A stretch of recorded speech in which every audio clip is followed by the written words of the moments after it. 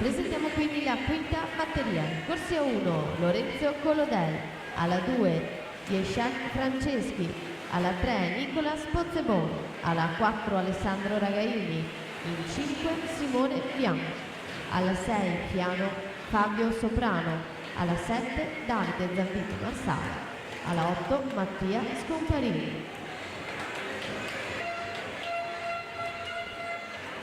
Prima delle teste di serie, quindi nel 2006, Enrico Lazzarin in corsia 4,